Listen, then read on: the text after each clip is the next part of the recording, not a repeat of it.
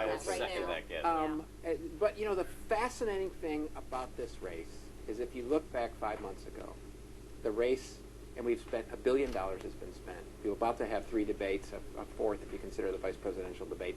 All the things that happened, and the race basically is exactly where it was 5 months ago. A 1 or a 2 point race 5 months ago, and that's where we are today, 14 and a half days out. It's actually a fascinating thing that the structure of this race keeps trying to force its way back to where it's sort of the status quo is, which is a 1 or a 2 point race. And it's possible, given how close the race is tonight, that, as we said, something could happen tonight that could once again change the dynamic or make a key difference. Matthew Dad, we'll see you on the other side of the debate. Yes, Thanks sir. for joining us. We Thanks. appreciate it. Let's get down to Boca Raton.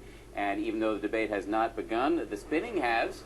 And Senator Dick Durbin from Illinois is in the spin room and is going to spin for us right now. Senator, thanks for joining us. We appreciate it. Just don't ask me my reaction to the debate. I won't. I won't. Although I might. I mean, you know, I could change my mind. So let me just ask you. We've been talking about this here on the set. We've got this new poll out today, ABC News Washington Post poll, that shows that even though President Obama effectively wound down the war in Iraq and took out Osama bin Laden, he is now running pretty much neck and neck with Mitt Romney on issues like foreign affairs, commander-in-chief, and trust to handle terrorism. How can that be? Well, it's a good question, and I don't know the answer to it, because when you look at the record in foreign policy of Mitt Romney, sadly, he went over to England and managed to infuriate our closest ally.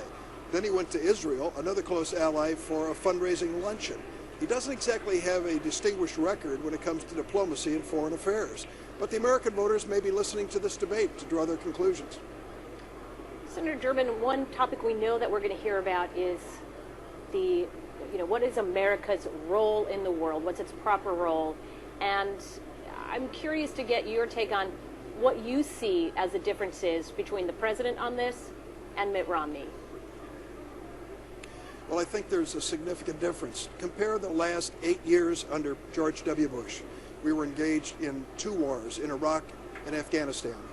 The grim totals today, 6,500 American lives were lost.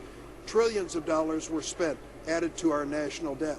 What the president has done is to virtually end the war in Iraq, bring the troops home, and have a deadline for ending the war in Afghanistan. When I listen to the advisors on the Republican side, they are talking about sending more American troops into theaters around the world.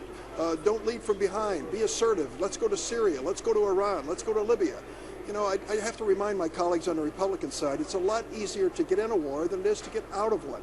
Let us use our good offices and diplomacy to promote American values and our foreign policy. And of course, the military has to be there, but only as the